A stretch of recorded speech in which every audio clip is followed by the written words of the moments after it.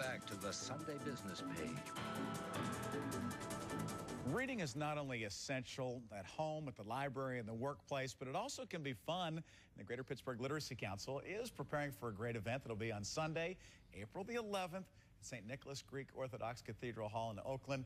We'll be celebrating both reading as well as the doors that it can open in the workplace and in life.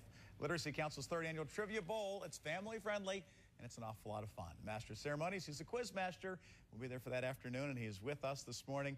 George Manos, President of Real Estate for U.S. Steel Real Estate, with us now on the Sunday Business Page. Glad to talk about the Trivia Bowl and the growing importance of literacy in the workforce. George, welcome. Welcome. Great to have. Thank you for having me. Absolutely. I know when it comes to literacy, we think about the simple things that, you know, in kindergarten, we're starting to learn phonics. In first grade, we're putting those together. We're linking those out. Basic building blocks, but there are still people that make it through high school, that make it even into college, that don't have the fundamentals that are necessary when it comes to reading. How did we change that? Where does that begin? Well, I think it's first, it's so hard to understand how it happened, because if you look at Allegheny County, Rick, there's a need of 135,000 folks who either need to read, need to learn to read, haven't gotten their GED, would like to talk about English as a second language. And Literacy Council was formed in 1970 and has progressed to the point of saying the founders were, they were so futuristic in what they were looking for and how we can help these people. We've evolved now into a $4 million budget. We are servicing about 7,000 folks with that $4 million budget. It's just a drop in the bucket.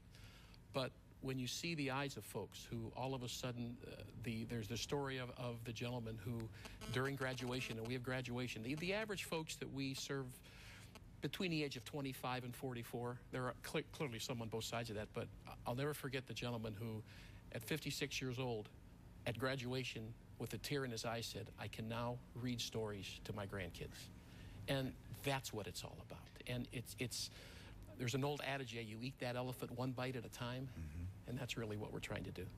Do you still have people who say, not in this day and age, it's not possible, everybody knows how to read? I mean, are you still fighting that battle that, you know what, not everyone knows how to read?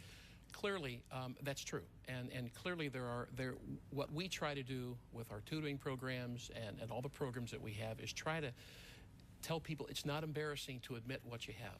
Once you tell yourself, we're going to be able to help you. And you know, there are those people who have successfully faked it because they don't know. There's a great story of a mother who said that for years, as her kids were babies, she would go to the zoo and say, "Oh, there's the green spotted thing with 4 legs." And all of a sudden, the kids got to be able to read, and she came to us and said, "I need to learn so I can tell my kids at the zoo, at the Pittsburgh Zoo, what we really have." She did that, and a big smile on her face. And it's sad, but at the same time, it's an opportunity. And we're happy to fill that void. Why did you get involved? What's your personal connection to the story? I'm very pleased to work for a company who says we're going to give back to the community that allows us to have a company in it. When I was asked to be a member of the Literacy Council, I did my homework. I was interviewed by them.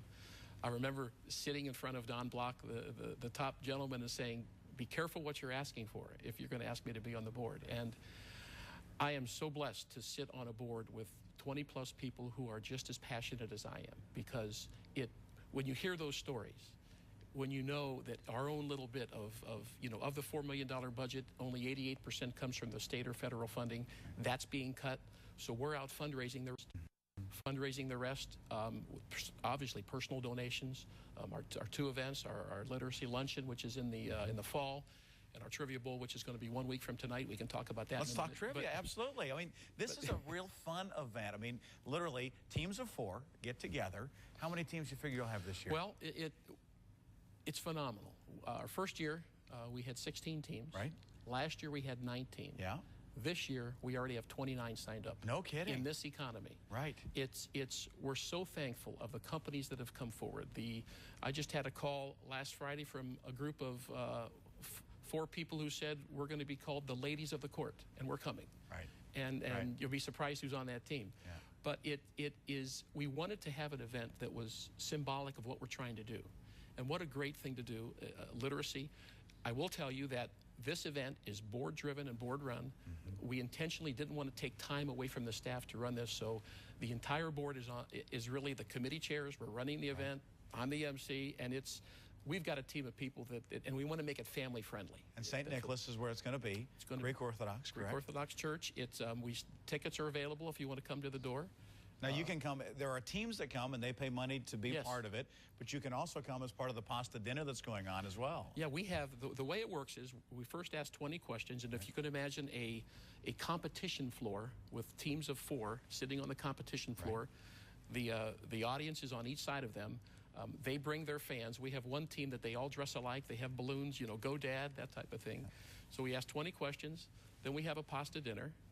Then we come back, ask 20 more questions, and then everyone can, on the last bonus question, we pick the category. You can wager all your points on that bonus question.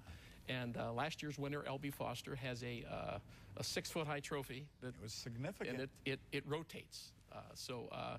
It is, we're blessed that a company like First Niagara came forward and said, we'd like to be your lead sponsor. Right. They'll have 3 teams there. So it's from all walks of life. There's teams from the legal profession, the steel companies.